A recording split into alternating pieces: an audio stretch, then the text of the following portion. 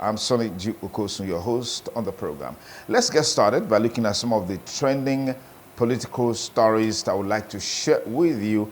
The crisis rocking the People's Democratic Party, which relates to issues in Rivers State, and the conflict between the Minister of Federal Capital Territory, Nyesom Wike, and the Bauchi State Governor, Bala Mohammed, has factionalized the party's National Working Committee.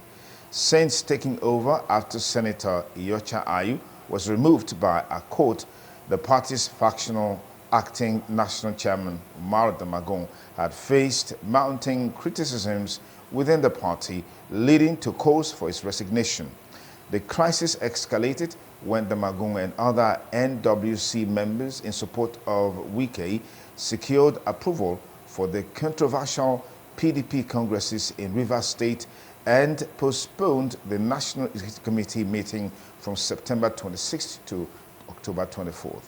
The lingering conflict between Wike and the current Rivers State Governor Siminalayi Fubara also intensified on August 24 as the PDP governors publicly declared their support for their Rivers State counterpart and urged a review of the state congresses.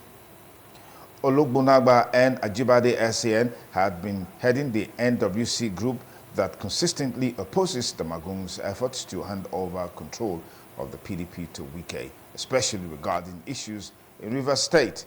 The statement read in part, the National Working Committee of the People's Democratic Party, arising from its 593rd meeting today, Thursday, October 10, 2024, has elected the National Publicity Secretary, Debo Ologbonagba, and National Legal Advisor Kamaldeen Adeyemi Ajibade SAN to step aside, respectively. So we'll keep tabs on that story and see how it pans out in the days to come. Let's move on, still on that story. The spokesman for the opposition Federal Lawmakers Coalition, Ikenga Ugochinyere, has welcomed the suspension of the national chairman of the PDP, Umar Damagum, by a faction of the party's National Working Committee. Recall that following the suspension of Damagum and others, the party's working committee approved the appointment of Yayari Muhammad, the incumbent national treasurer of the PDP, as the acting national chairman. However, Justice Peter Lifu of the Federal High Court in Abuja on Friday restrained the National Executive Committee and Board of Trustees of the PDP from removing Damagum from office. The court ordered that no other person must be recognized as PDP national chairman other than Damagum until the national convention of the party scheduled for December next year. Justice Lifu issued the restraining order against PDP NEC, BOT, and others while delivering judgment in a suit instituted against them by Senator Umar El-Gash Mena. The judge held that in line with Articles 42, 47, and 67 of PDP, it's only the National Convention of the party that new national officers can be elected. In his reaction on Friday, Ugochinyere disagreed with Justice Lifu, noting that the court order didn't stop the NWC from suspending Damagum. There's more to come on that story. But let's quickly move forward now to Rivers State, where the Rivers State government has maintained that Thursday's appeal court judgment in Abuja did not in any way reinstate the Martin Amaewhule-led faction of the State House of Assembly. In a statement issued in Port Harcourt on Thursday, the State Attorney General and Commissioner for Justice, Israel Iburama, clarified that Amaewhule and 26 others had defected on December 11, 2023, adding that their seats became automatically vacant from the moment they publicly announced their defection from the PDP to the APC. Boroma emphasized that the issue of their defection was never brought before the Federal High Court or the Court of Appeal in Abuja, adding that no court has legitimized their membership in the House of Assembly following their defection. Well, more to come on that story, but let's just move up and look at other stories that we are following.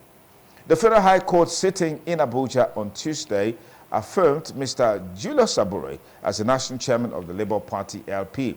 The court, in a judgment that was delivered by Justice Emeka Nwite, directed the Independent National Electoral Commission, INEC, to accord the LP under Abure's leadership all the rights and privileges accorded a political party duly registered in Nigeria.